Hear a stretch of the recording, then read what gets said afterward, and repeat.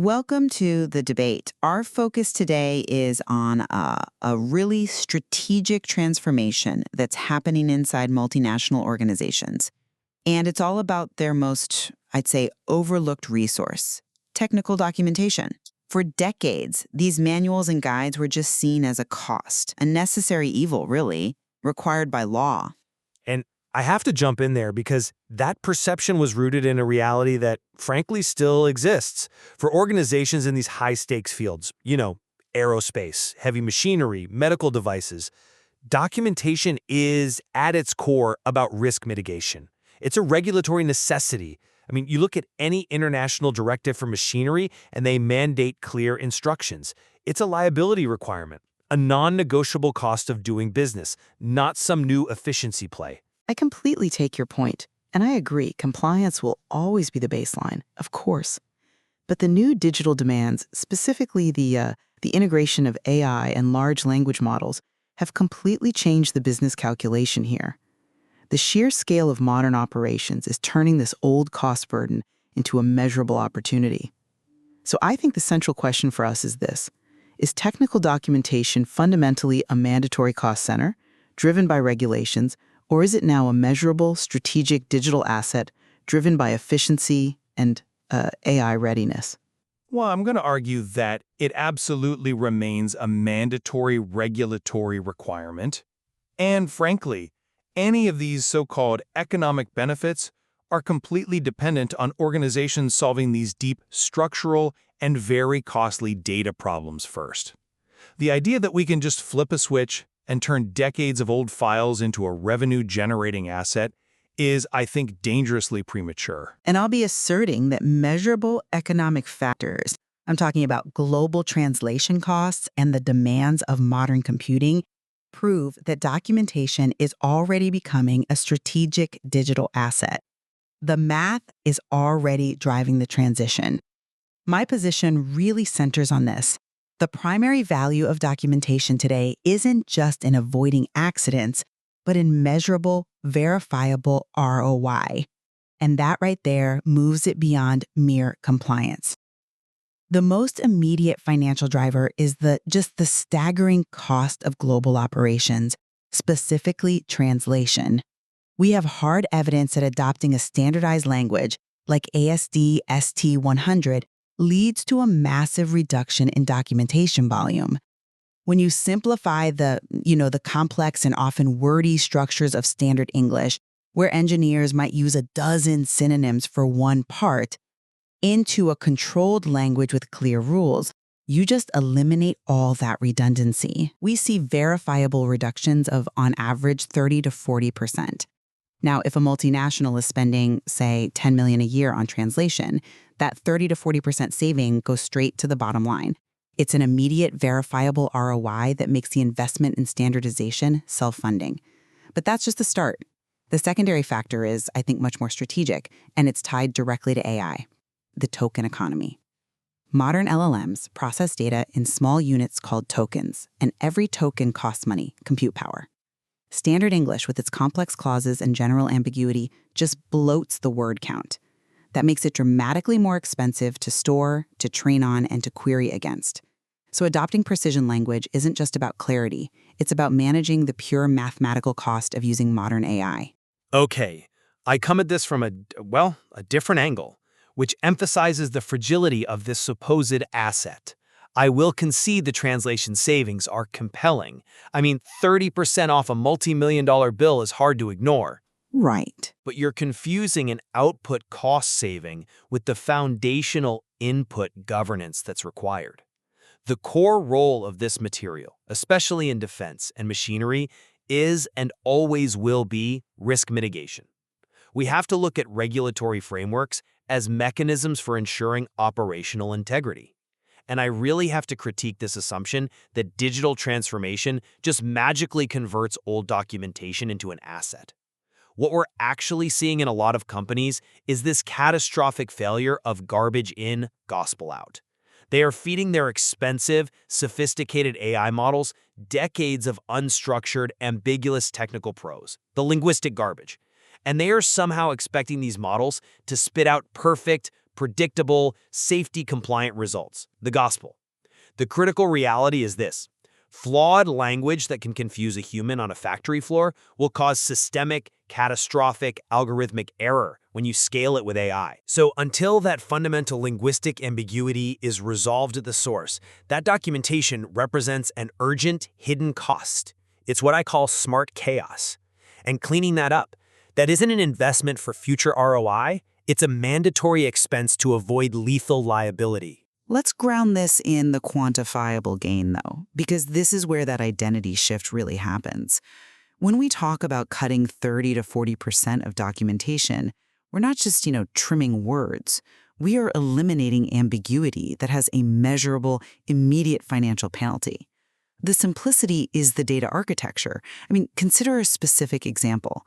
In standard English, an engineer trying to cover all the bases might write something like, "It is recommended that the user ensures the application of the brakes before beginning the descent on the slope." That's 17 words. It's a high cognitive load. In Simplified Technical English, or STE, that becomes "apply the brakes," 3 words. Okay, that's a powerful example. I'll grant you that. That's an 82% reduction in that one instruction, which highlights why the 30 to 40% overall is so verifiable. The investment in linguistic precision becomes self-funding in 2 to 3 years just on translation alone. And more importantly, this changes the role of the technical writer. They're not just communicators anymore. They are, in effect, data architects, coding the logic for machine comprehension. Their job is to make the data clean, predictable, and reusable. And clean data is just cheaper data in translation and in token costs. That reduction is compelling, sure. But let's talk about the organizational drag required to actually achieve that ROI on a global scale. You cite a great 3-word phrase, apply the brakes. But to get that level of standardization, you need extensive training, you need cultural buy-in across enormous decentralized engineering and documentation teams on multiple continents. And furthermore, that longer phrase, it is recommended that the user ensures, it often exists for a reason, right? It's a deliberate legal hedge. Moving to apply the brakes, while it's cleaner, requires really rigorous data governance to ensure no critical safety context is lost and that the company's legal team is on board.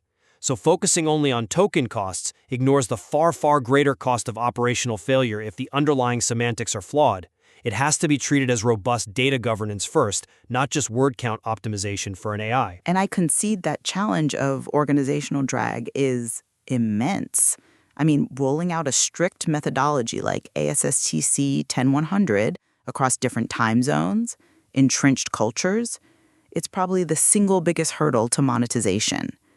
Engineers are focused on design, not language purity, and trying to change those writing habits is a logistical nightmare. Exactly. However, this is precisely the point where specialized expertise proves that technical documentation can be managed as a controlled, profitable asset, rather than some insurmountable mess.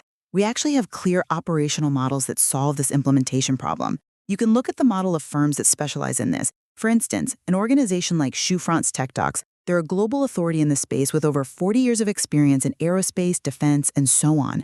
Their whole approach is surgical. It targets the root cause of the drag, which is, cultural resistance and a lack of real mastery. They get around the logistical nightmares by running specialized training across 4 time zones to reach those dispersed teams.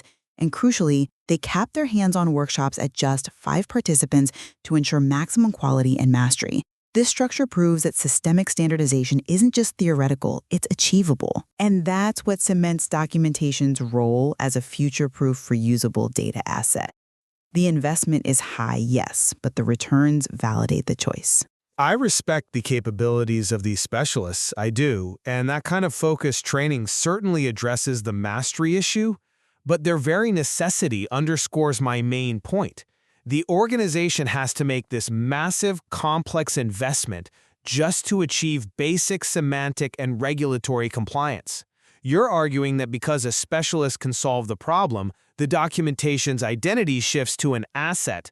I argue that the mandatory nature of this initial cleanup of all that garbage data means it's still fundamentally a cost of compliance and mitigating hidden catastrophic risk.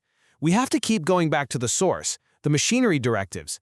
They don't have a section that says, thou shalt optimize for AI tokens. No, they say you must satisfy essential health and safety requirements. You must provide the necessary information, such as instructions. Until every single piece of documentation is brought up to that rigorous standard, the organization is primarily concerned with risk avoidance and fulfilling its obligations, not generating ROI. But that's precisely the intersection where it happens. The cleanup effort, which you correctly frame as a mandatory cost, simultaneously creates the asset. And this brings us to the ultimate strategic prize here, which is semantic order.